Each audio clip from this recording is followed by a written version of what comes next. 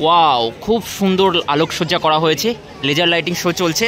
কার্তিক পুজো উপলক্ষেও যে এত সুন্দর লাইটিং হয়, সত্যি কাটোয়া না আসলে কিন্তু তোমরা বুঝতে পারবে না।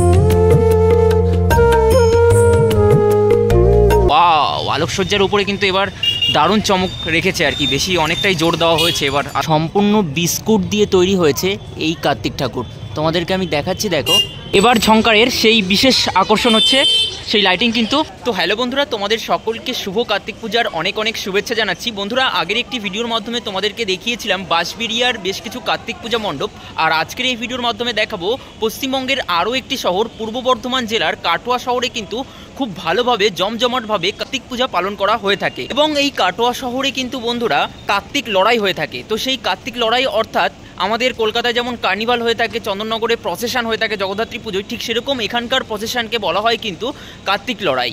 মানে কার্তিক ঠাকুরকে নিয়ে বিভিন্ন ব্যান্ড পার্টি নিয়ে ঘোরানো হয় এবং বিভিন্ন রাস্তা দিয়ে বিভিন্ন প্রদর্শনী দেখানো হয়। তো সেই যে প্রদর্শনী মানে কার্তিক লড়াই, কাটোয়া কার্তিক লড়াই, সেটা কবে হতে চলেছে এবং কোন কোন ঠাকুর দেখবে তোমরা স্টেশন থেকে, কোন রুটে দেখবে, সবটাই দেখাবো এই ভিডিওর মাধ্যমে। তোমরা প্রথম থেকে শেষ অবধি আজকের ভিডিওটা ধৈর্য ধরে দেখতে থাকো, আশা করছি তোমাদের খুবই ভালো লাগবে। চলো তাহলে ভিডিওটা শুরু করা যাক।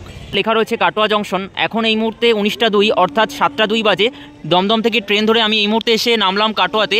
তো দেখতে পাচ্ছি স্টেশনটা, তো তার ঠিক সামনে দেখো স্টেশন রোড রয়েছে। এই রোড দিয়ে যদি আমরা সামনের দিকে এগিয়ে যাই, কার্তিক পূজার বিভিন্ন মণ্ডপগুলো কিন্তু আমরা দেখতে পারবো। চলো যাওয়া যাক। তো এই দিক দিয়ে মোটামুটি 1 মিনিট মতন সামনের দিকে এগিয়ে আসার পর এখানে দেখো 3 রাস্তার মোড় চোখে পড়লো। এদিকে একটা রাস্তা রয়েছে, এদিকে আরও একটা রাস্তা রয়েছে, বাট আমরা যাব এই দিক দিয়ে। এই দিক দিয়ে গেলে কিন্তু অনেকগুলো পূজা আমাদের চোখে পড়বে। চলো যাওয়া যাক। আর এইদিকে দেখতে পাচ্ছি খুব সুন্দরভাবে সাজানো হয়েছে। এখানে কিন্তু কাঁচ দিয়ে সমগ্র পূজা মণ্ডপটি তুলে ধরা হয়েছে, কাঁচ পেস্টিং করে। দারুণ লাগছে কিন্তু মণ্ডপটি, সাবিকে একটা মণ্ডপ। তো যাই হোক, এটা হচ্ছে জয়শ্রী সংঘ, খুবই ভালো হয়েছে মণ্ডপটি, কিন্তু এখনও পর্যন্ত শেষ মুহূর্তের প্রস্তুতি চলছে। চলো ভেতরের অংশে যাই, গিয়ে তোমাদেরকে দেখাচ্ছি। তো তাদের যে ঠাকুর, সেই ঠাকুর কিন্তু এখানে রয়েছে। যাওয়ার পথে আমি তোমাদেরকে দেখিয়ে দিলাম এই যে ঠাকুর। আর এইদিকে ভেতরের দিকে ঢুকলেও কিন্তু ভেতরেও কিন্তু এরকম কাঁচ পেস্টিং করে তৈরি হয়েছে। চলো গিয়ে দেখাচ্ছি।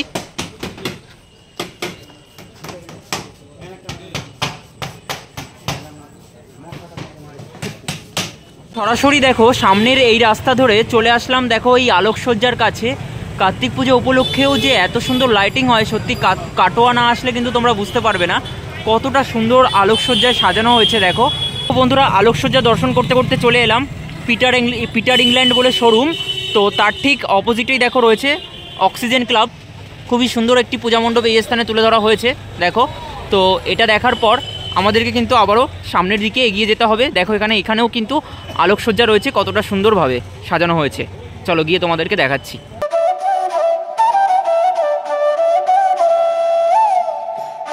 তো এই হচ্ছে অক্সিজেন ক্লাবের এবারের আকর্ষণ। দেখতে পাচ্ছি কতটা সুন্দর আলোকসজ্জায় সাজানো হয়েছে। তো এই আলোকসজ্জা দর্শন করতে করতে আমরা সামনের দিকে চলে এলাম। আসার পর এখানেও আরও একটি আলোকসজ্জা রয়েছে, সেটাও তোমাদেরকে আমি দেখাচ্ছি। এখানে রোডের উপরে লেজার লাইটিং শোয়ের ব্যবস্থা করা হয়েছে, কতটা সুন্দর লাগছে। এবছর দেখছি একটু বেশি জমজমাট, আমি বিগত 2 বছর ধরে আসছি, খুবই ভালো লাগছে লাইটিংটা। চলো দেখতে দেখতে এগিয়ে যাই। এটা কিন্তু বাগবাজার চৌমাথাতে করা হয়েছিল এবছর জগদ্ধাত্রী পুজোয়। তো এই আলোকসজ্জা দর্শন করতে করতে চলে এলাম এরকম 4 রাস্তার মোড়ে, চৌরাস্তার মোড়ে। দেখো এখানে এদিকে কিন্তু অনেকগুলো পুজো রয়েছে এদিকে গেলে, কিন্তু আমরা যাব এই মুহূর্তে এইদিকে, তারপর আবার এখানে ফিরে আসব। তো এদিকে দেখতে পাচ্ছি খুবই সুন্দর আরও একটি আলোকসজ্জা রয়েছে, তোমাদেরকে আমি দেখাই। দেখো ওয়াও, আলোকসজ্জার উপরে কিন্তু এবার দারুণ চমক রেখেছে আর কি, বেশি অনেকটাই জোর দেওয়া হয়েছে এবার আলোকসজ্জার উপরে। চলো গিয়ে তোমাদেরকে সম্পূর্ণটা দেখাচ্ছি, কতটা সুন্দর লাগছে। তো দেখো বন্ধুরা, সামান্য কিছুটা হাঁটতে হাঁটতেই চলে এলাম বিদ্যাসাগর ক্লাবে, পূজা প্রাঙ্গণে আর কি। এখানে কিন্তু খুবই সুন্দর পূজা মণ্ডপ তুলে ধরা হয়েছে। বাহ, আমার তো খুবই ভালো লাগলো পূজা মণ্ডপটি। চলো এগিয়ে গিয়ে তোমাদেরকে সম্পূর্ণটা দেখাচ্ছি।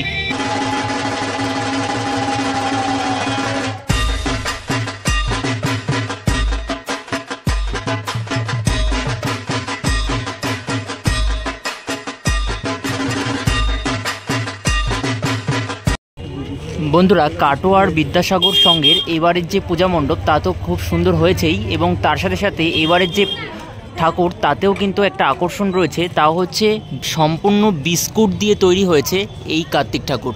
তোমাদেরকে আমি দেখাচ্ছি, দেখো।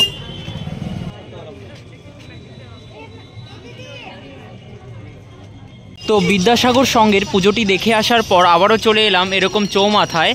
তো এই চৌমাথা থেকে আবারও তোমাদেরকে বলেছিলাম আমাদেরকে যেতে হবে এই ইউনিক ক্লাবের দিকে। তো এই ইউনিক ক্লাবের দিকে গেলে কিন্তু আরও বেশ কিছু পূজা আমাদের চোখে পড়বে, চলো গিয়ে দেখে আসি।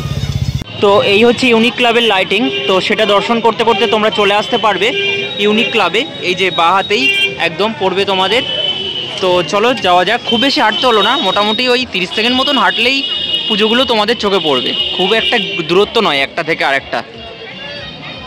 বাহ, খুবই সুন্দর এবং আলোকসজ্জায় সজ্জিত হয়েছে, দারুণ পূজা মণ্ডপ এখানে তুলে ধরা হয়েছে।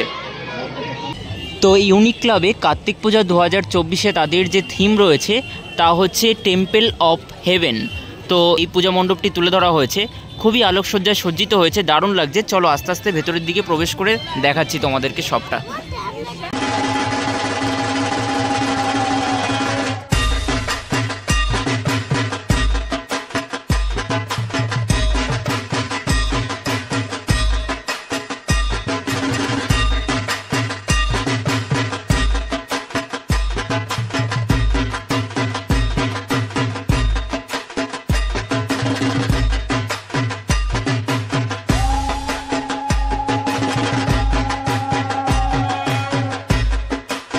তো দেখো, ইউনিক ক্লাবে কিন্তু প্রতি বছরই মা কালীর আরাধনা করা হয়। শুধু যে মা কালী থাকেন তা নয়, তার সাথে সাথে কিন্তু মহাদেব বাবাও কিন্তু মা কালীর পায়ের নিচে থাকেন। এবং এখানকার একটা বিশেষত্ব হচ্ছে কার্তিক পুজোর সময় কিন্তু এখানে মা কালীর আরাধনা করা হয়, এবং তার সাথে সাথে মা কালীর পায়ের নিচে কিন্তু কার্তিক ঠাকুরও থাকেন। আর ইউনিক ক্লাবের পুজোটি দেখার পর এই রাস্তা ধরে মোটামুটি 2 মিনিট মতন সামনের দিকে এগিয়ে আসার পর গুগল ম্যাপ লোকেশন ধরে আমাদের চোখে পড়লো জনকল্যাণ সংঘ। এই স্থানে কিন্তু খুব সুন্দর থিম করে থাকে, এবছরও কিন্তু তার অন্যতা হয়নি। দেখতে পাচ্ছি অভূতপূর্ব প্যান্ডেল করা হয়েছে, পুরাতন এক শিল্পকে এখানে তুলে ধরা হয়েছে, দারুণ লাগছে থিমটি। চলো ঘুরে ফিরে আমরা দেখে নিই।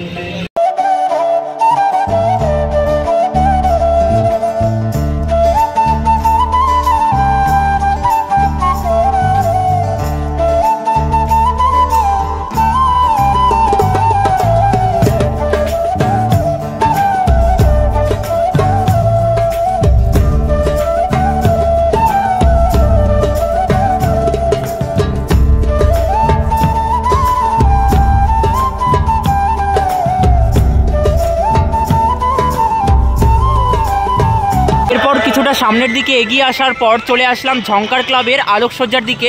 এই রাস্তা দিয়ে সোজা গিয়ে যদি আমরা ডান দিকে কিছুটা এগিয়ে যাই তাহলে কিন্তু ঝঙ্কার ক্লাবের অভূতপূর্ব প্যান্ডেল আমরা দেখতে পারবো। চলো যাওয়া যাক। এবার ঝঙ্কারের সেই বিশেষ আকর্ষণ হচ্ছে সেই লাইটিং, কিন্তু এই যে দেখো লেজার লাইটিং শো। অক্সিজেনেও যেটা দেখালাম এখানেও কিন্তু ঠিক সেরকম লেজার লাইটিং শো এরকম করা হয়েছে, দেখো কতটা ভালো লাগছে। আর সামনে কিন্তু রয়েছে বোর্ড লাইটিংগুলো, দেখতে কিন্তু খুবই ভালো লাগছে।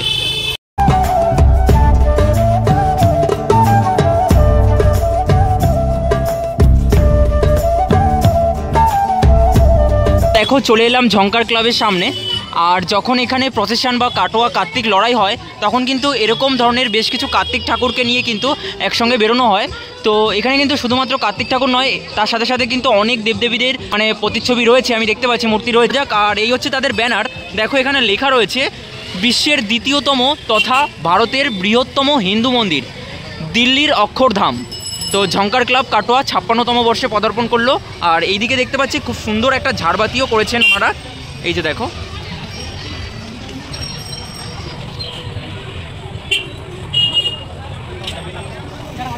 তো বিগত 2 বছর ধরে আমি আসছি, তো দেখতে পাচ্ছি এখানে কিন্তু এরকম জলের উপরই পূজা মণ্ডপটা তুলে ধরা হয়। গতবার কিন্তু পাঞ্জাবের স্বর্ণ মন্দির তুলে ধরা হয়েছিল এরকম জলাশয়ের উপরে। এবছর কিন্তু দিল্লির অক্ষরধাম এশিয়া মহাদেশের দ্বিতীয় বৃহত্তম হিন্দু মন্দির কিন্তু এই স্থানে তুলে ধরা হয়েছে। খুবই সুন্দর হয়েছে পূজা মণ্ডপটি।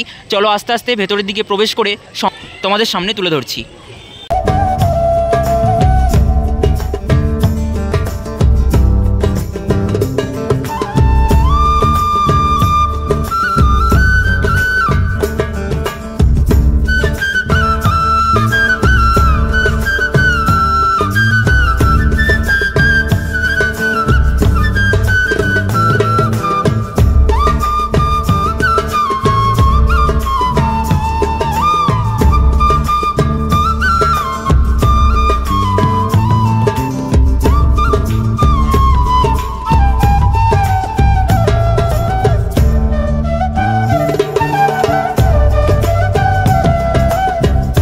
খুবই কাছে, 1 মিনিটের দূরত্ব গুগল ম্যাপ লোকেশন ধরে চলে এলাম কিশলয়ের সঙ্গে। তো এখানে কিন্তু কাটোয়া যে কার্তিক লড়াই হয়ে থাকে, জনপ্রিয় লোক উৎসব, তো সেই লড়াইয়ের জন্য কিন্তু এরকম ঠাকুর তৈরি করা হয়। এই ঠাকুরকে নিয়ে কিন্তু প্রসেশনের মাধ্যমে এনারা লড়াই করে থাকেন আর কি। তো সেই ঠাকুর কিন্তু এখানে তোমাদের সামনে আমি তুলে ধরছি, দেখো এই যে এক ঝলক দেখিয়ে দিলাম তোমাদের। তো এরপর বন্ধুরা গুগল ম্যাপ লোকেশন ধরে চলে আসলাম 2-3 মিনিটের হাঁটা পথে কাটোয়া ওঙ্কার ক্লাবে। এটাও কিন্তু অন্যতম ঐতিহ্যমণ্ডিত একটি পুজো। চলো, এখানেও কিন্তু আলোকসজ্জার উপরে বিশেষ চমক রয়েছে, চলো গিয়ে তোমাদের সামনে সম্পূর্ণটা তুলে ধরছি। তো এই দিক দিয়ে বন্ধুরা হেঁটে চলে আসলাম ওঙ্কার ক্লাবে। ওয়াও, খুব সুন্দর আলোকসজ্জা করা হয়েছে, লেজার লাইটিং শো চলছে, বাহ খুব সুন্দর লাগছে। দেখো বড় করে লেখা রয়েছে ওঙ্কার। আর এখানে কিন্তু বেশ কিছুক্ষণ আগেই উদ্বোধনী অনুষ্ঠান সম্পন্ন হয়েছে। তো এখানকার ক্লাব মেম্বারদের কাছ থেকে কিন্তু আমি জেনেছি এবছর তাদের থিম হচ্ছে মহাকাল। তো এখানে দেখতে পাচ্ছি দুর্গা ঠাকুরের একটি মূর্তি তুলে ধরা হয়েছে এবং তার উপরে কিন্তু লেজার লাইটিং শো চলছে। তোমাদেরকে একদম ক্লোজ থেকে আমি দেখাতে পারছি, এই যে দেখো। এরপর বন্ধুরা গুগল ম্যাপ লোকেশন ধরে চলে এলাম সবুজ পাতা সঙ্গে। তো সবুজ পাতা সঙ্গের এবছরের যে থিম রয়েছে তা হচ্ছে হীরক রাজার দেশে। এখানে কিন্তু জলাশয়ের ওপরে খুব সুন্দর করে আলোকসজ্জা তৈরি করা হয়েছে। প্রতি বছরে কিন্তু এরকম আলোকসজ্জা তৈরি করা হয়ে থাকে। সবুজ পাতার এবারের যে নিবেদন তা হচ্ছে হীরক রাজার দেশে। তো হীরক রাজার দেশে যে সমস্ত ক্যারেক্টারগুলো আমরা লক্ষ্য করতে পারি, তো সিনেমা বা আমরা যে বইপত্র পড়েছি সেই সমস্ত ক্যারেক্টারগুলো কিন্তু এই স্থানে ফুটিয়ে তোলা হচ্ছে। তোমাদেরকে এক ঝলক দেখিয়ে রাখলাম। আর এখানে কিন্তু শেষ মুহূর্তের প্রস্তুতি চলছে। আগামীকাল যেহেতু রয়েছে কার্তিক পুজো, তো সে কারণে কিন্তু এই মুহূর্তে শেষ মুহূর্তের প্রস্তুতি চলছে।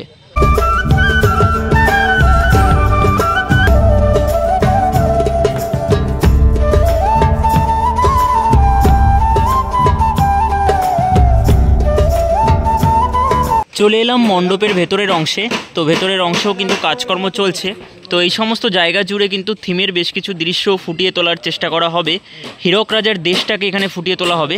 আর এখানে এখানে যে সেই প্রতিমা অর্থাৎ ঠাকুরকে স্থাপন করা হবে। তো বলে রাখি এখানে কিন্তু হীরক রাজাকে আমরা দেখতে পাচ্ছি। চলে এলাম বন্ধুরা দেশবন্ধু ক্লাবে।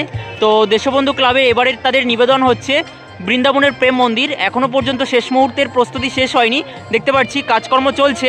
আর ভালোই হয়েছে মোটামুটি পূজা মণ্ডপটি। তো চলো গিয়ে তোমাদেরকে সম্পূর্ণটা দেখাচ্ছি।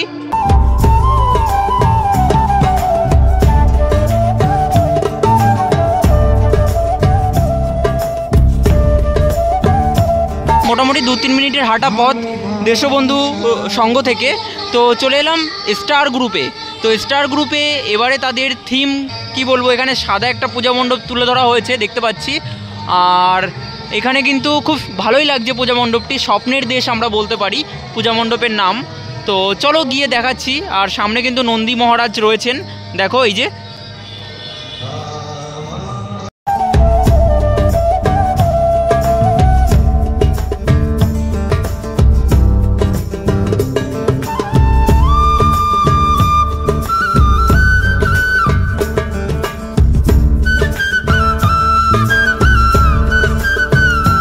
আর হ্যাঁ বলে রাখি, যে কটা মণ্ডপ আমি তোমাদেরকে দেখালাম প্রত্যেকটা পূজা মণ্ডপের গুগল ম্যাপ লোকেশন লিঙ্ক কিন্তু ডেসক্রিপশানে দেওয়া থাকবে, তোমরা অবশ্যই চেক আউট করে নিও। আর কাটোয়াতে তোমরা কিভাবে আসবে বলে রাখি, কাটোয়াতে যদি তোমরা আসতে চাও তাহলেই তোমরা শিয়ালদা অথবা হাওড়া থেকেও আসতে পারো। শিয়ালদা থেকে ট্রেন রয়েছে সকালের দিকে, হাওড়া থেকেও ট্রেন রয়েছে, অনবরত সবসময় হাওড়া থেকে ট্রেন রয়েছে। তারপর কাটোয়া স্টেশনের নিচে নেমে তোমরা কিভাবে ঠাকুরগুলো দেখবে একটার পর একটা, সেটা তো তোমাদেরকে প্রথম থেকে দেখাতে রয়েছি। এখানে কিন্তু যে লড়াই হয়ে থাকে কাটোয়া কার্তিক লড়াই, সেই লড়াই হবে পরশুদিন রবিবার অর্থাৎ 17 তারিখ বিকেল 5টা নাগাদ কিন্তু শুরু হয়ে যাবে লড়াই।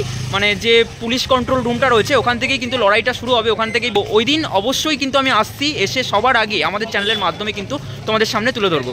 তো সেই ভিডিও দেখতে হলে অবশ্যই কিন্তু আমাদের চ্যানেলটিকে সাবস্ক্রাইব করে নোটিফিকেশন বেল বাটনটি অবশ্যই অল করে রাখতে হবে। চলো টাটা, এখনকার মতো বিদায় নিচ্ছি।